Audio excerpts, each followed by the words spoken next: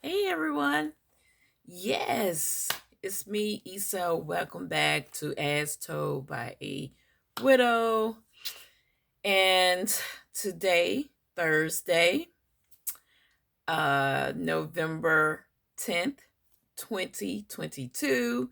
So you know it is Throwback Thursday. Let me first say thank you to all those that have supported this channel and this journey with me. I greatly appreciate it. And also, welcome to any new subscribers. And for anyone that came across this channel and found some form of acknowledgement of what you're going through, or a validation of your feelings and your emotions, and in the same breath a form of realistic solutions and support, and definitely encouragement to seek the best and most healthiest route for you in this process of regaining your joy, your peace, your harmony, because you can. I guarantee you, when you're intentional on regaining your joy and you take the necessary steps for healthy healing, you do. I'm telling you. Okay. You may not feel it now, depending on where you are in your journey, but through professional counseling, your intentionality, you're going to do it. All right. So, as always, I say 15 minutes or less, right? Let's see if we can actually do that this time. And if we don't, that's fine too. All right. Where are my spectacles? You know, my glasses. Hold on. All right. We're going to fan the good old journal, the big book, and see where we land. All right. Got it right here.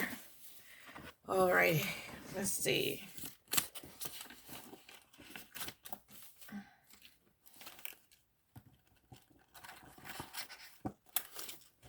Okay, what day is this? 4/10/2014. Okay, where's the beginning? Okay, here it is. How many pages is this first? Oh, wow. Lately, we've been getting one page. This one is 2.5. So let's quickly get into it, all right? All right. April 10th, 2014. Late into the night, I designed and put together parts of my day planner. Wow. Real quick. See how, excuse me, just a break from the journal. Just reading this just validates you all that the planner that I published this year, I started this back in 2014. Okay? So, you just never know where your journey is going to lead you, okay? All right. I'll start over. April 10th, 2014 at 7:48 a.m. Late into the night, I designed and put together parts of my day planner. My mom picked the kids up for a sleepover at her house around 8 p.m. last night. I finally had the house to myself.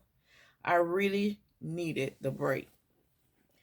I do have to go get them today, though. A few hours is better than no hours to myself. Lord, I really love my crew, my children. The girls argue about everything and the boys tell everything. This is spring break week for the children. Gabriel and I have plans to go camping with our Boy Scouts troop this weekend. I don't know if I'll make it. The pollen has me stuffy and face swollen. I have tried calling my father-in-law concerning us coming to visit, but he doesn't answer. I can only do so much. I don't like the atmosphere at his home when family members are around. They are so negative. Let me add, we hadn't ugly exchange of words with one of his adult family members. Um, I have no idea how to address these issues with Mr. Johnson as he is um, winding down the process of life due to colon cancer consuming him. So, to keep things calm and peaceful, I keep my concerns to myself. I love Mr. Johnson because his son loved me and I loved him. I know Chris would want me to check in on his dad. I ask, Lord, that you continue to keep my heart clean and my motives pure. I'm about to take a morning nap since I stayed up all night. Love God, Lord, Holy Spirit, and fam. And this was pretty quick. This journal entry was during a time after my husband transitioned. My father-in-law, my husband's dad, not I had to explain that, but was at the end stages of colon cancer. And for a very long time, I would check in with him, after chemo treatments. He would sit with me because he lived about an hour and a half outside of the city. I had a really nice estate outside the city. So whenever he had treatments, he would always stay at my house. And as his condition worsened, when chemo was no longer a viable option, he chose hospice care at home. And some of the family members on his side were really not the nicest. And I don't even question, but they had very negative, bad motives and intentions. And they did. But like I said, but God, I always make sure your motives are good because you reap what you sow. Nothing in this world do not come back to you, okay? And it picks up stuff along the way when it coming back to you. So I'm sure a lot of them, would, in hindsight, if they're able to, would say, I should not have done those things. But anyway, so once my husband passed away, I wasn't only just dealing with grief, my grief journey, and of course managing my children's grief journey. I was also grieving once again, watching someone I love, my father-in-law, who was very, caring. My husband was his firstborn and his only son. And so grieving that loss, it was heavy because on some levels, my father-in-law felt like he was a burden because he was definitely a highly educated and strong-willed black man. Yeah. Well, he just didn't want to be a burden. And I remember I was telling him, you're not. I do this because I love you. And on top of that, you gave birth to the man that made my life absolutely perfect. When so many people don't believe in perfection, and I lived it. So, after a while, he called in some family member that he felt that he could trust, and he later found out that he couldn't. So, but that got taken care of, like I said, and he was able to transition, and so dealing with that, and so my heart goes out to caregivers, especially when that's not your profession. When a a family member or a close loved one, friend or whoever, fall ill, and you're there to help them during that process, not just through the physical of managing their health care, but dealing with the emotions of it. All right. And for me, adding on to that, trying to heal, keep myself together, you know. And I think my father in law saw that, and he didn't want to add to anything that I had going on. So he was a very upright and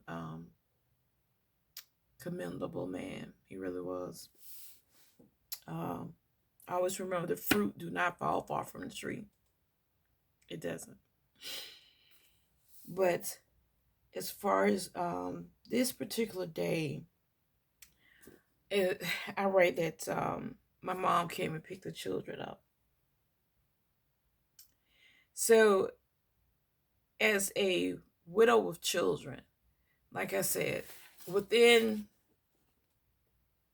the blink of an eye, I was a single parent, pregnant with three children, one in my in my belly, and now I am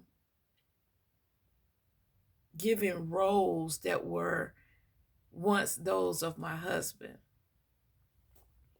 So now I'm a single parent, four children, managing my current roles as a mother, and so many other roles, and the roles that my husband were responsible for. And it can be a lot, and trying to manage all of these roles and responsibilities. I really needed some help. And remember now, in the very beginning, the first few years, like the first 4 years, I figured I could do this journey by myself. I didn't need any help. But I did. And thank goodness on this particular day, as I wrote, my mom came by and it just got the children. Um, Although it was just for 24 hours, I didn't care. I just needed a break. And that's why I tell everyone community is so important. Even if you're not the one directly affected by the loss of a loved one, but you know of someone who is, make it your business. Be intentional on being a part of a healthy community to assist them. Like I said, you don't have to be around them. You don't have to call them every day. Um, now everything is so electronic. Um, Send them a heartwarming text. Send them a dinner. Shoot, you got everything from Uber Eats, DoorDash. A lot of places now offer delivery. You know, Send them some groceries. You know, if there's small children around school time, send up a care box with school supplies or something, like that. Community, okay. And for those of you that are in the immediate circle of the one that is mourning, come by and just say, hey, today I'm gonna come do your laundry for you. How about that? I'm gonna cut your grass. Let me take the children for a date, outing for today. All right. And the only reason I'm saying other people uh, coming, well, I could say coming to the rescue, but being of assistance, it really helps. That is one less thing that the caregiver, be widow, widower, or even the caregiver, a lot of times grandparents become caregivers of grandchildren if their children um, transition before the children are grown. Come by and give that grandmother some assistance. Okay. I made a YouTube channel dedicated solely to the importance of community in this process of grief. Okay. I know a lot of people say, well, they didn't ask for any help. How about this? Don't wait for anyone to ask. Just do.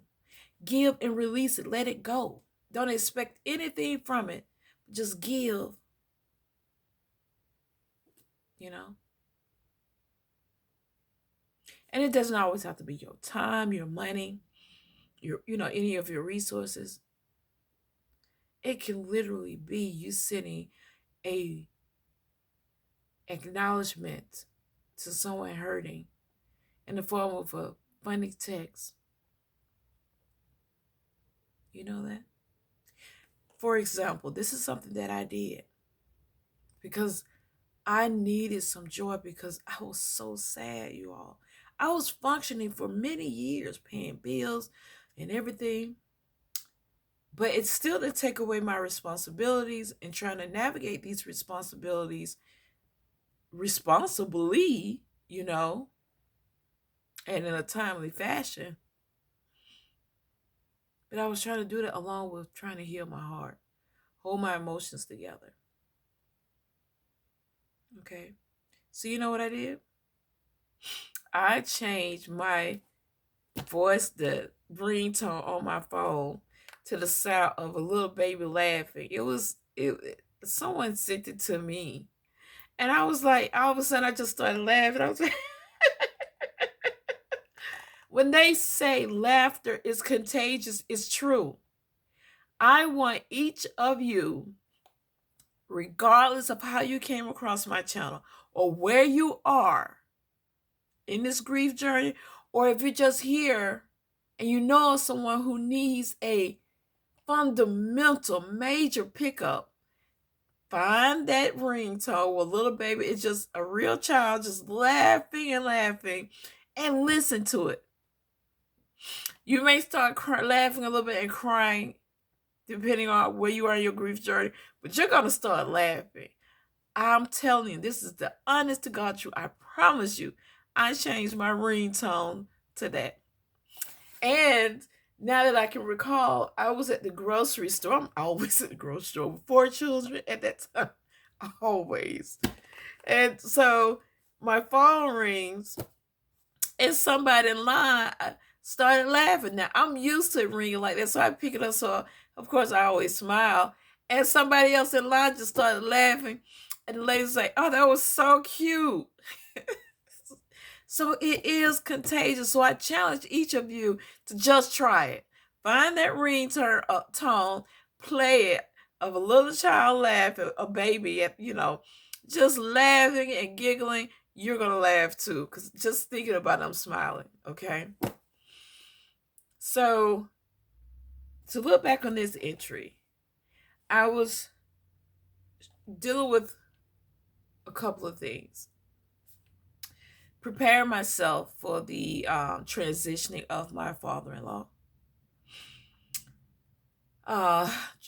Finishing some goals, because I put in here that I would have put the a few parts of my day planner together. So during this time, I was grieving and I was still setting goals, and slowly putting them together.